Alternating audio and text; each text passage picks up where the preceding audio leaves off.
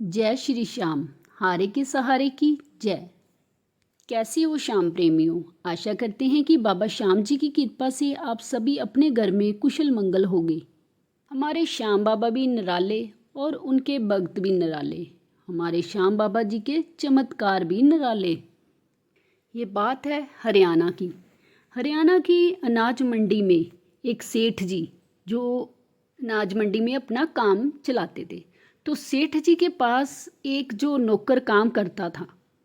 अब आप भी जानते हो कि पुराने सेठ जी, जो पुराने सेठ हुआ करते थे, वो जब उनके पास जो काम करते थे, अगर उनके पास कोई काम नहीं होता तो उनको बोल देते थे कि चलो हमारे पैर ही दबा दो, ये फ्री में बैठा है तो इसी बहाने उससे पैर दबवा लेने, ताजो कि हमने तो सैलरी इनको देनी ही देनी है। उनको लगता था कि हमारे पास जो काम करने के लिए लगे हुए हैं ना वर्कर, तो वो फ्री ना बैठे, उनको किसी ना किसी काम में हम लगाए रखें। कभी उनसे सब्जी मंगवा लेनी, कभी कुछ। अब दोपहर का टाइम, तो सेठ जी का कोई दोस्त मिलने आ जाता है। तो जो सेठ जी को मिलने आया दोस्त, उसके हाथ में एक थैला था, उस थैले में कुछ था। तो नौकर कहता है कि बाबूजी ये थैला मुझे पकड़ा दो, मैं साइड पे रख देता हूँ। तो जो नौकर के सेठ जी होते हैं वो उसको मना करते हैं कि नहीं नहीं, तूने इस थैले को हाथ नहीं लगाना। तो जो नौकर था वो भी पूछता क्यों सेठ जी, मैं क्यों नहीं लगा सकता इसको हाथ, तो इसमें क्या कुछ कोई ख़ास चीज़ है क्या? सेठ जी बोलते हैं कि इसमें है चांदी का मुकुट। सेठ जी कहते हैं इसमें चांदी का खाटू श्याम जी का मुकुट है, तूने हाथ इसको बिल्कुल नहीं लगाना। तो नौकर फिर हैरान होकर पूछते हैं बाबूजी हम इसको हाथ भी नहीं लगा सकते? तो सेठ जी बोलते हैं नहीं नहीं। नौकर कहता है कि सेठ जी जितना बाबा आपका है, श्याम बाबा जी जितने आपके हैं उतने ही हमारे हैं, तो क्या हम हाथ भी नहीं लगा सकते? सेठ जी मना कर देते हैं। उसी टाइम उस नौकर ने श्याम बाबा को अर्जी लगाई। तो नौकर श्याम बाबा जी को बोलता है कि अगर श्याम बाबा जी आप हो तो ऐसी कृपा करना कि जो सेठ जी ने मुझे ताना दिया है कि मैं श्याम बाबा के इस मुकुट को हाथ नहीं लगा सकता, आप मुझ पर ऐसी कृपा करना कि मैं भी आपके दरबार में चांदी का मुकुट लेकर आऊं। कभी भी किसी को बड़े बोल नहीं बोलने चाहिए, वक्त कब बदल जाता है पता भी नहीं चलता। 20 साल नहीं लगाए बाबा ने, 5 साल के अंदर ही जो सेठ थैले के अंदर बाबा श्याम जी का मुकुट लेकर आया था, श्याम बाबा ने ऐसी कृपा करी कि आज वो नौकर बारदाने की फैक्ट्री का मालिक हो चुका है, और उस सेठ की दुकान पे जितना बारदाना जाता है तो उसकी फैक्ट्री से जाता था। श्याम बाबा ने ऐसी कृपा करी कि वो उस नौकर के पास इतनी धन दौलत दे दी। अब वो भगत श्याम बाबा जी का, जिसने श्याम बाबा जी से बोला था कि मैं आपके दर पे मुकुट चढ़ाऊंगा, 5 साल बाद वो भगत मुकुट चढ़ाना भूल गया। अब उस भगत को श्याम बाबा जी ने सपने में दर्शन दिए और बोला कि मुकुट बोलकर आया था, अभी तक नहीं चढ़ाया।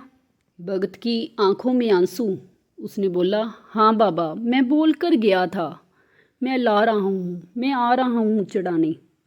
अब सुबह उठता है तो अपनी घरवाली को बोलता है कि रात श्याम बाबा मेरे सपने में आए और ऐसे ऐसे मुझे उन्होंने मुकुट चढ़ाने के लिए बोला। तो उसकी घरवाली बोलती है तो ठीक है फिर बनवा लो आप श्याम बाबा जी का मुकुट। तो वो बोलता है, भगत कहता है कि बनवा लो, ऐसे तो मैंने पूछा ही नहीं बाबा से कि किससे बनवाना है। अब वो सेठानी भी समझदार थी, बोली कि दोबारा बोल के सो जाना बाबा को, सपने में इसी बहाने सपने में दोबारा दर्शन दे देंगे बाबा, और सपने में पूछ लेना कहाँ से बनवाना है। अब वो श्याम बाबा का भगत रात को बोलकर सो गया कि बाबा जी मुकुट तो मैं लेकर आऊँगा, लेकिन आप मुझे एड्रेस बताइए कि कहाँ का मुकुट अच्छा लगता है आपको, कहाँ से बनवा कर लाऊं।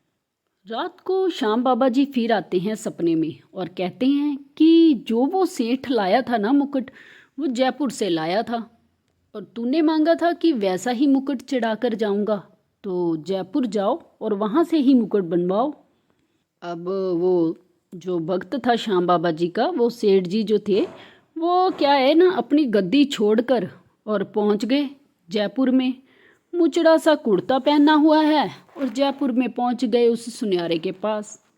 अब वो सुनियारे की दुकान के बाहर जब खड़ा हुआ जाकर तो गार्ड ने देखा मुचड़ा सा कुर्ता पहना हुआ है, तो उसने सोचा कि ये तो गरीब है, ये गरीब अंदर जाके क्या करेगा। अंदर तो सोना चांदी डायमंड बिकता है, इसकी जेब में तो 100 रुपये भी नहीं लग रहे। गार्ड बोलता है कि सेठ जी कहाँ जा रहे हो? तो उन्होंने बोला जिस चीज़ की दुकान है वही सामान लेने जा रहा हूँ। तो गार्ड कहता है कि आपकी जेब में कुछ होना भी तो चाहिए। अब उस भगत ने, सेठ जी ने जो है ना, जेब में से हाथ मारा और 500 का नोट निकाला और उस गार्ड को दे दिया कि ले भाई चाय चूहे पी लियो। गार्ड को समझ आ गई कि भाई अच्छी सामी है ये तो। अब शोरूम के अंदर जाता है तो शोरूम का मालिक आकर पूछता है कि बताइए आपको क्या चाहिए। तो वो कहता है कि मुझे अपने श्याम बाबा को सजाना है। वो शोरूम का मालिक बोलता है कि उसमें तो बाबा श्याम का मुकुट लगेगा और उस मुकुट के लिए तो पैसे काफ़ी लगेंगे, क्या आप इतने पैसे दे पाओगे? सेठ जी ने जो अपनी चेक बुक निकाली और साइन मारकर उस चेक को उस शोरूम के मालिक को दे दिया। बोला कि अमाउंट आप खुद ही भर लो जितनी भरनी है, मुझे तो श्याम बाबा जी के लिए अच्छा सा मुकुट चाहिए, मुझे अपने श्याम बाबा को सजाना है और उनके लिए मुकुट बनवाना है। मुझे तो चांदी का मुकुट चाहिए था, लेकिन अब तुम्हारी बात सुनकर मैं सोने का ही बनवाऊंगा, मुझे सोने का मुकुट चाहिए। जयपुर के सुनियारे, मुझे तो अपने श्याम को सजाना है, पैसे का कोई सवाल नहीं है, मुझे अपने श्याम बाबा को सजाना है। मुकुट ऐसा बनाना कि जिसे देखने वाले देखते रह जाएं। अब वो सुनियारा बोलता है कि 6 महीने की एडवांस बुकिंग चली हुई है, अभी तो हमारे पास टाइम नहीं है। अब वो सेठ जी बोलते हैं कि अगर तुम्हारे पास टाइम नहीं है ना, तो मैंने तुम्हें जो चेक बुक दी है वो ब्लैंक दी है, एक नहीं तो 2 चेक पाड़ लो इसमें से, लेकिन मुझे श्याम बाबा जी के लिए मुकुट बना कर दो। अब वो सुनियार बोलता है कि आपको चाहिए कब? तो सेठ जी बोलते हैं कि मैं तुम्हें 10वीं तक का समय देता हूँ, 11 पे मैंने श्याम बाबा जी को ये मुकुट चढ़ाना है। वो सुनियार कहता है कि एक बात मुझे समझ नहीं आ रही, जितने भी लोग मेरे पास आते हैं मुकुट बनवाने तो वो बोलते हैं कि हल्का बना, तुम्हारा सेट कैसा है कि तुम बोल रहे हो कि भारी बनाओ, भारी मुकुट चाहिए।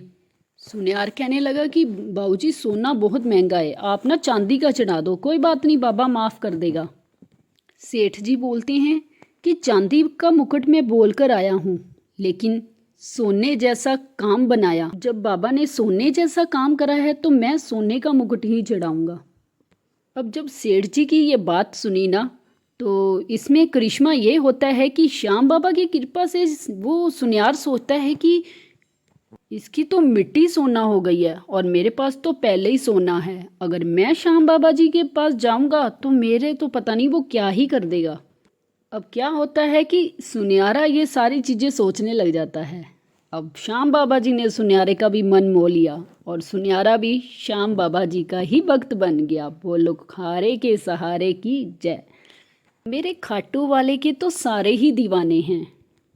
जैसे जैसे श्याम बाबा नई नई चमत्कार करते जा रहे हैं, वैसे वैसे श्याम बाबा के भक्तों की गिनती बढ़ती जा रही है।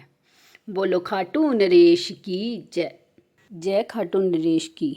दोस्तों, अगर आपको हमारी ये वीडियोस अच्छी लगती हैं तो इस चैनल को सब्सक्राइब करें, वीडियो को लाइक शेयर ज़रूर करें और हाँ, बेल आइकॉन को ऑल पे करें ताकि हमारी हर वीडियो की नोटिफिकेशन सबसे पहले आप तक पहुँचे। जय खाटू नरेश की, हारे के सहारे की जय।